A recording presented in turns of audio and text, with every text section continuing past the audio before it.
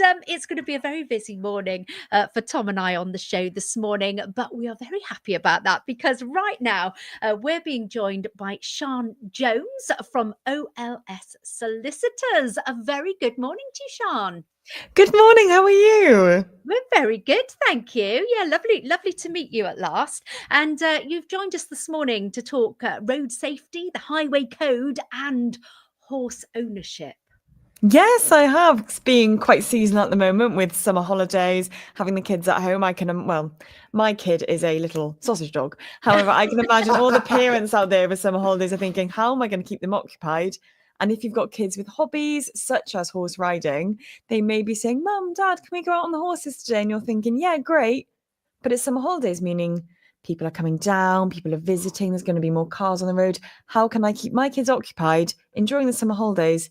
But really importantly, and I know it sounds a bit boring, keeping them safe. 100%. Now, you were on the daytime show with Toby a couple of weeks ago, and we've been sharing some posts about OLS Solicitors and how you can help people online legal services. It's ideal, it's convenient, and we were sharing some posts. And off the back of that, people were kind of like, well, we would love to do more hacking with the horse and going out and about, but there's this element of not feeling safe anymore. So we were like, Sian, you've got to come back on. You need to remind us first and foremost about what the highway code actually says about having your horse on our highways. Yeah, the highway code is such an important thing, and it's something that I think is quite often overlooked. Like a lot of us, we do our driving tests, we do our theory, we do our practical. A part of that theory is the highway code. And I don't know about anyone else, but as soon as I went in, did my theory, everything went out my head. The highway code, it stayed in there for about 10 minutes, and then I thought, I don't need it anymore. But it's so important, not just with horse riders. We have cyclists all the time in Pembrokeshire with Ironman coming up and things.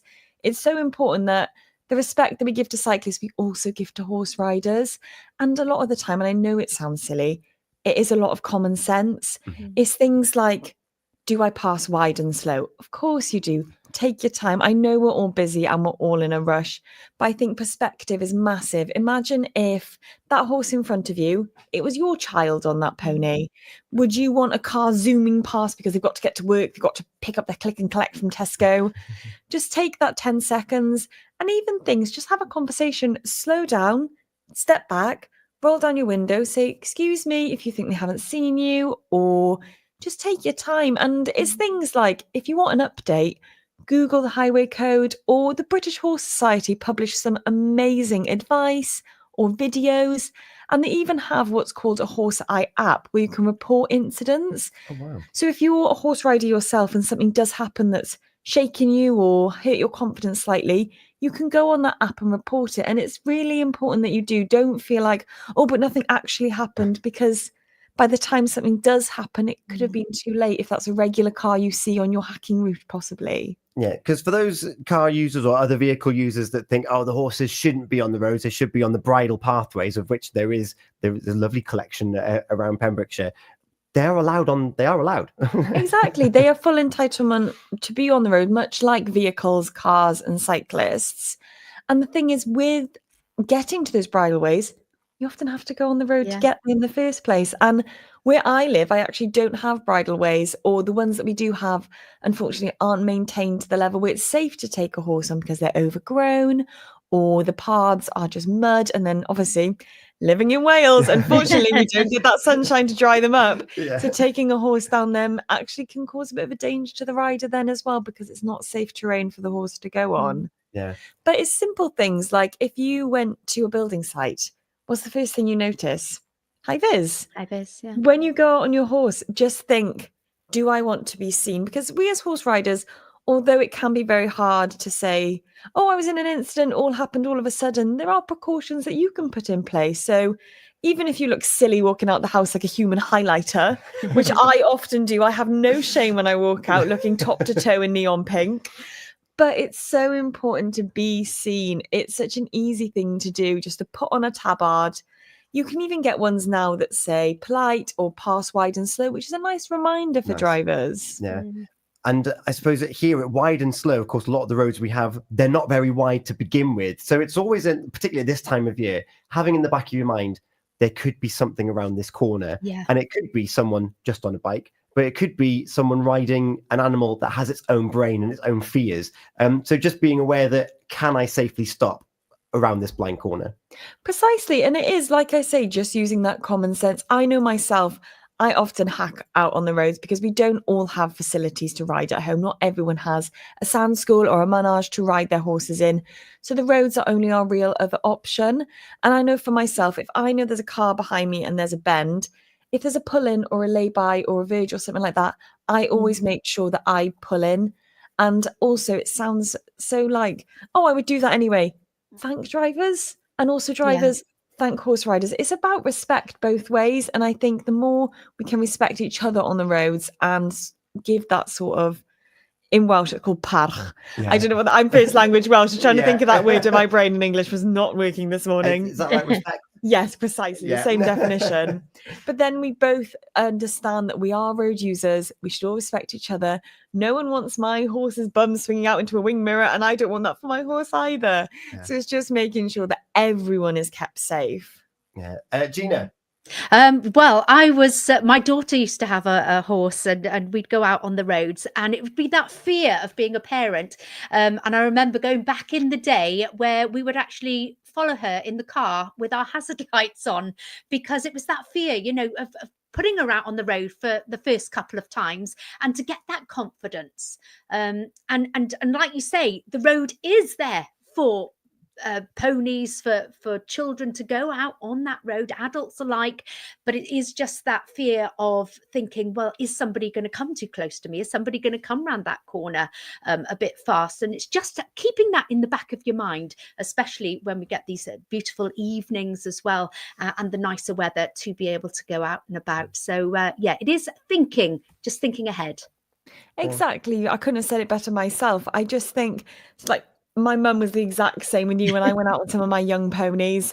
I can remember her being like, just text me when you leave and text me when you get back. Because I always have my phone on me. I know it's very annoying these days because I actually like going to ride my horse for peace of mind, getting away from my phone. Yeah. But I do always carry one on me, just making sure it's secure, not like down your trouser leg or something silly. Yeah. Just putting it in a safe place. So if something does happen or you do feel unsafe, you can phone someone.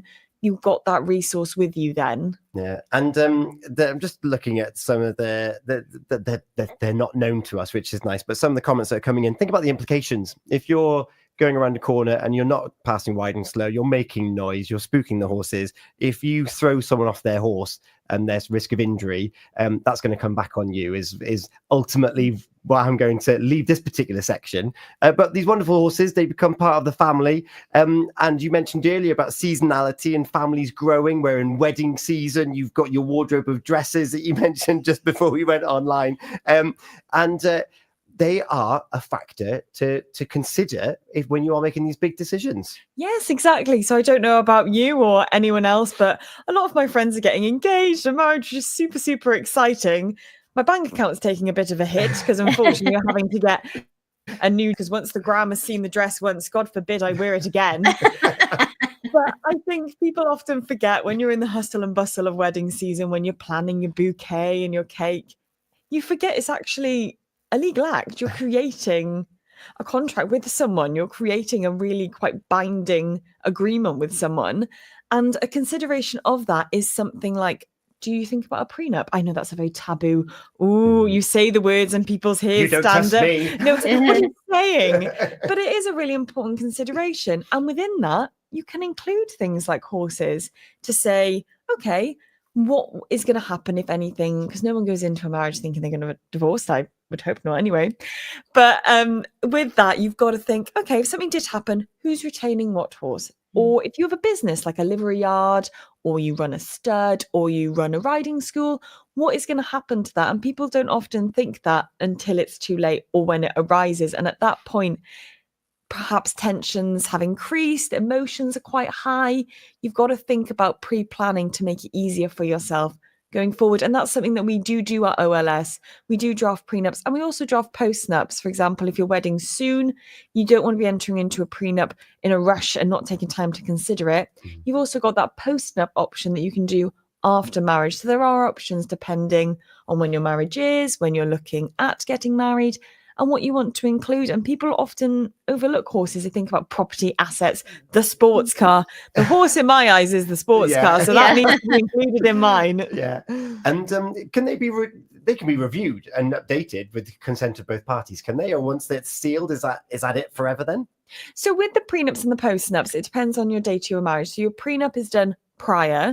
You can then have a postnup once you're married. So you can look, and it's the same with wills. We often say to clients, whenever your personal circumstances change, always review your will. And horses is something you can also look at, particularly if you've got, like I say, they're seen as do a business.